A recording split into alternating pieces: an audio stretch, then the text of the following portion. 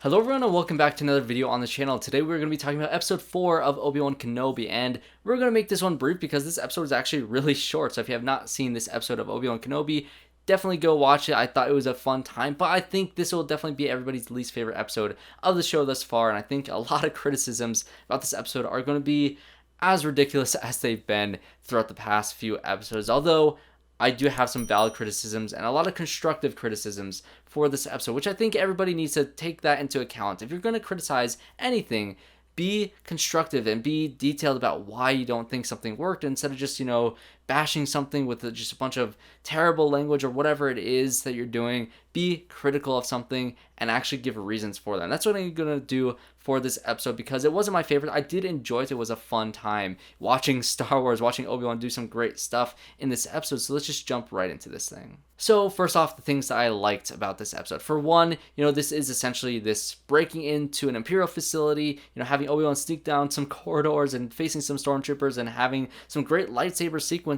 fighting these, deflecting these blasters back at stormtroopers, which is really fun to watch. There's a lot of great moments like him using the Force to block out the water from breaking into this, tunnel, and then once the stormtroopers get close, he, blasts it all in and all the water starts flooding. It reminded me a lot of, some imagery from Lost, towards the end of season 3 of Lost with Charlie. That reminded me a lot of, the stormtroopers being behind that blast or drowning in the water, essentially. That was a great shot. There's a lot of great moments like that in this episode, although I don't think the intensity is as, high as they want it to be because, we know what happens to these characters. And I think that is the biggest pitfall of this episode, is because it has a hard time building those stakes because we know what happens to them. And I'm going to compare it to a couple episodes of The Mandalorian and, of course, the original A New Hope. It's a very similar situation where Princess Leia is literally locked in a prison cell. Essentially, you have Obi-Wan Kenobi going in, breaking into this Imperial facility, sneaking around and trying to rescue the princess. That's essentially what this episode is, straight from A New Hope and straight from a couple episodes of The Mandalorian. This is a storyline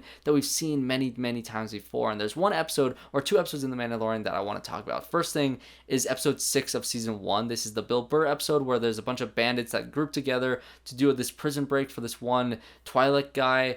And this entire, that entire episode was very intense because, for one, you're being introduced to all these new colorful characters that are very interesting to see, and you don't know their fates, which is the biggest thing. You don't know who's going to make it out alive, and you don't know how Mando is going to do this because he has a different way of maneuvering. You have these new battle droids that you have never seen before. You have this new situation. It felt unique and different. This situation, like I said, feels very A New Hope, and it also feels very, season finale of season 2 of The Mandalorian, where you have Grogu being captured by the Imperials, and you have, the band of heroes going into there and trying to break out to the child to rescue them. And that, of course, you have the Dark Troopers. You have those troopers that he had never seen before in live action, the really intense ones. Of course, you have the great fights with the Darksaber, and you have all these different things that make that one unique. And again, you don't know the fates of those characters. In this one, there's nothing to really make it stand out, although you did get to see, Obi-Wan deflecting blasters back at stormtroopers, which we haven't honestly seen. I don't think they did that much in the sequel trilogy, so we haven't really seen that since prequels.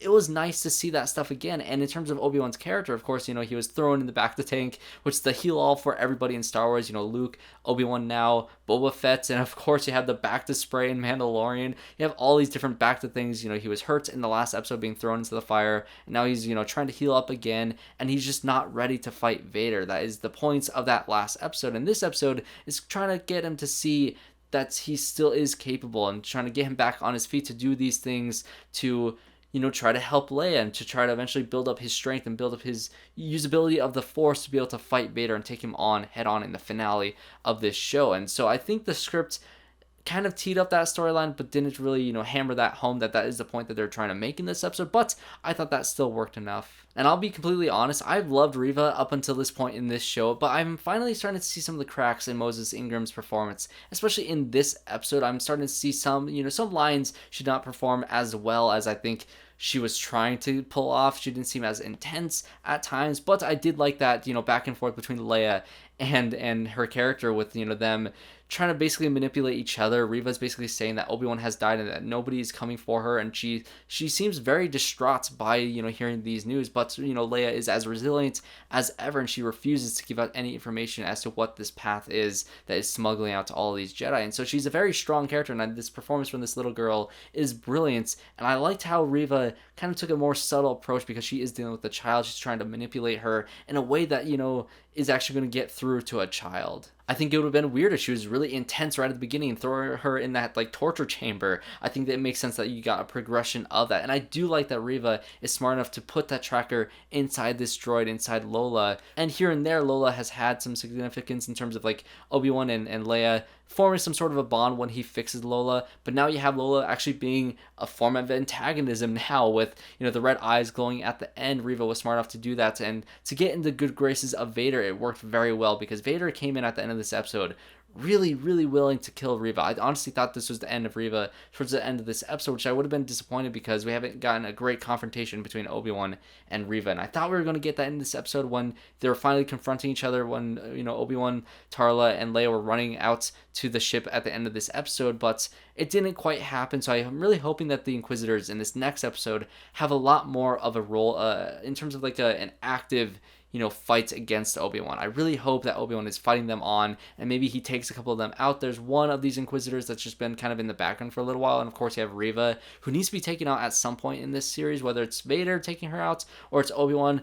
That has yet to be seen. I'm very much convinced that she's not going to turn good. I know some people are saying that she's going to turn good. No way in hell. Another interesting aspect of this episode is once Obi-Wan gets to the lower corridors of this facility, he runs into this essentially Jedi graveyard at the bottom of this Inquisitor facility, which really does say a lot about the Inquisitors, which, like I said, I want to see them in a more active role like we saw them in the first episode. That is what I want to see more of in this next episode, because you see all these different Jedi lined up, being displayed, being all put in this orange, really creepy looking, showing off your trophy kills. That is just really disturbing, and that is a great way to frame who the Inquisitors are, but I don't think we've quite seen their intensity in that way. So I'm really hoping by the end of this show, we get to really feel that. But overall, my thoughts on this episode was pretty mixed, although I did enjoy it for an episode of Star Wars. And I do think that this show, in general, by the end of it, it does feel like one giant movie. It felt like a direct continuation of that last episode. It's keeping up the pace. This episode really did fly by. It was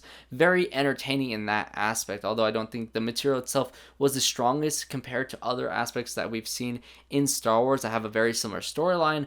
I felt like it was entertaining enough. I did still enjoy it quite a bit, and I love Obi-Wan's character, and I love seeing him in action in this episode. I just really hope that these last two episodes really dig into the Inquisitors. I want to see them really go after Obi-Wan, and of course I want to see that duel with Vader. But of course there are limitations on this show. There's only so many times that Obi-Wan can see Vader and have them have that confrontation to make episode 4 still work with their send off in episode 3. So we got to see how that is able to come together in the finale of this show. But for now, focus on these Inquisitors. Let's see some great things. They have the tracker on Leia now, so they are going to know where they are. Let's see these things kind of all converge, and let's get some great last two episodes. So what did you guys think of episode 4 of Obi-Wan Kenobi? Were you a little bit mixed on it like I was, or did you still enjoy it enough? Or did you absolutely hate it? Let me know in some constructive criticism down in the comments down below. And if you enjoyed hearing my thoughts, make sure you guys subscribe to the channel to see more reviews just like this one. I've reviewed the last 3 episodes on my channel. I've also have reviews up for different movies. I'm going to be reviewing Jurassic World Dominion